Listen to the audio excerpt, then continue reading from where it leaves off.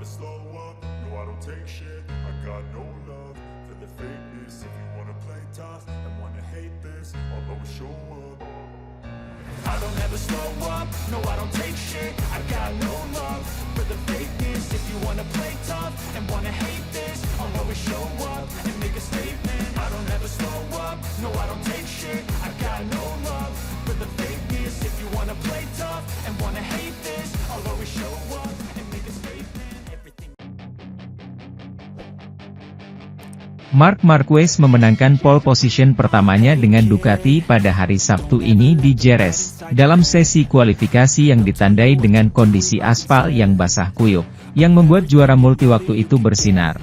Salah satu konteks di mana sang juara multiwaktu merasa paling nyaman adalah, tepatnya, ketika keadaan menjadi buruk karena kurangnya grip, sebuah keadaan yang lebih mempengaruhi rivalnya daripada dirinya. Usai memimpin latihan bebas pagi hari, pemuda asal Cervera, Lleida, ini tidak memberikan pilihan kepada siapapun dan berhak start lebih dulu dan tanpa kemacetan di depan. Keduanya sore ini, dalam tes sprint, seperti pada lomba lari jarak jauh. Keunggulan teknis Ducati di kejuaraan dunia sekali lagi tercermin dalam statistik, 8 dari 12 prototipe yang bertemu di babak kualifikasi kedua adalah Desmosedici. Disusul 2 Aprilia, 1 Gas-Gas, Acosta, dan 1 KTM, Binder. Pada saat yang sama, fakta bahwa tidak ada satupun anggota pabrikan Jepang yang berhasil mencapai babak eliminasi dengan sempurna menjelaskan lubang yang dialami Yamaha dan Honda. Di lap terakhir yang memiliki segalanya, bahkan ketakutan yang membuatnya terengah-engah dari kerikil. Pembalap dari Cervera, Lleida, membuat para pemberani yang mendekati trek Andalusia, salah satu jimatnya, berdiri untuk merayakan yang pertama. Pole sejak yang ia catat tahun lalu di Portimao, bersama Honda, pada Grand Prix pembuka kalender. Selebihnya, ini tiang nomor 93 untuk Marc, nomor 65 kategori sepeda motor berat. Di sisinya akan terbentuk Marco Bezzecchi dan Jorge Martin, yang menutup lini pertama yang dimonopoli Ducati. Yang kedua akan dibuka oleh Brad Binder, keempat, yang datang dari Q1, Fabio Di Giannantonio, kelima, dan Alex Marquez, keenam. Pecco Bagnaia akan start ke-7, bersama Franco Morbidelli, ke-8, dan Enea Bastianini, ke-9. Sedangkan Pedro Acosta menutup 10 besar. Sekali lagi, Murcian menjadi salah satu daya tarik sesi latihan ini, karena ia memperebutkan pole dengan upaya kedua dari belakang yang berakhir dengan dia terjatuh. Sementara itu, pembalap Pramac itu meraih kemenangan berharga, mengungguli Acosta dan Pedrosa, dalam balapan sprint kacau yang mencatatkan 15 kali terjatuh.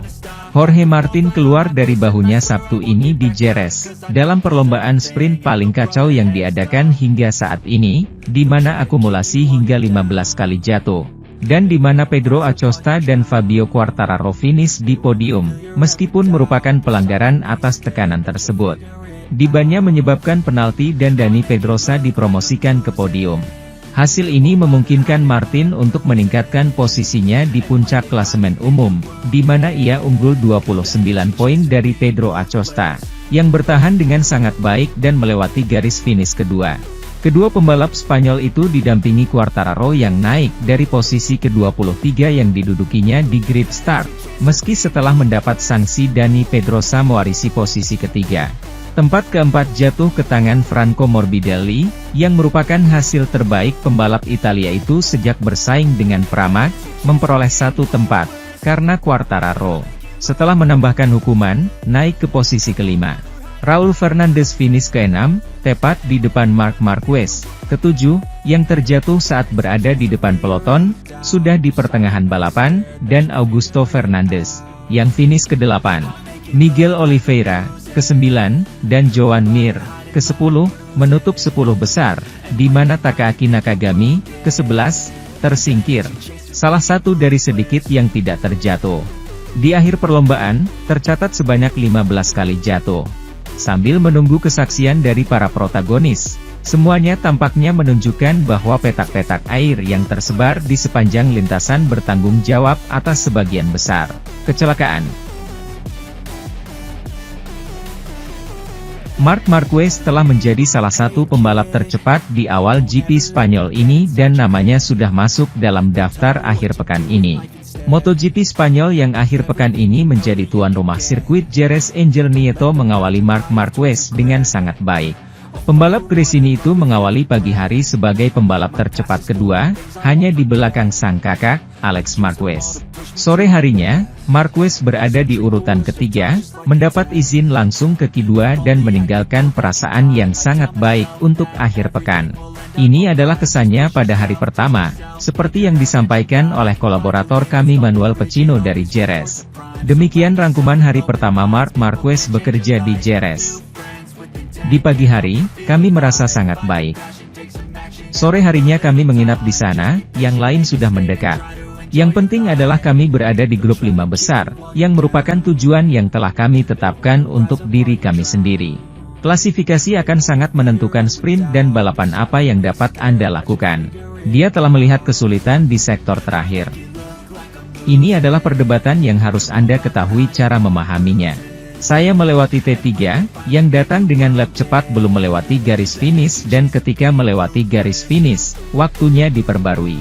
Itu sebabnya Anda kehilangan 3 atau 4/10-nya, tetapi karena waktu referensinya berbeda.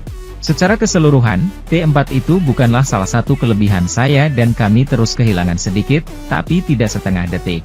T4 dan T2 adalah hal yang harus kami tingkatkan, tapi kami tahu alasannya. Jadi tidak ada apa-apa, kita harus fokus memperbaiki titik lemah tersebut dan memperkuat titik kuatnya. Semua pembalap menempatkan Marc Marquez dalam pertarungan akhir pekan. Ya, saat ini kita berada di antara 3-4 itu.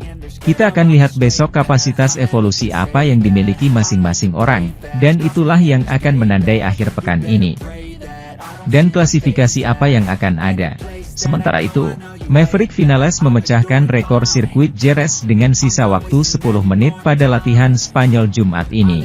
Namun di menit-menit terakhir Pecco Bagnaia memperbaiki waktu dan mempertahankan rekor terbaiknya. Pembalap Aprilia itu terus tampil manis, usai mencetak double kemenangan di sprint dan balapan minggu di Austin. Jumat ini di awal Grand Prix Spanyol Maverick Vinales meraih waktu terbaik kedua dan lolos langsung ke Q2 setelah selesai.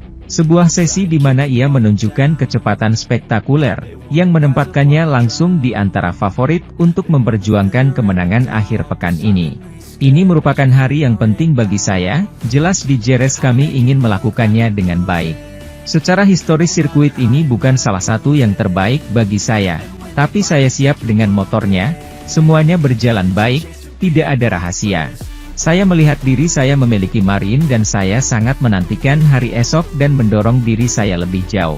Kecepatannya juga sangat bagus, ini bisa ditingkatkan sedikit, tapi saya pikir ada 2 atau 3 pembalap yang menghasilkan sedikit hasil.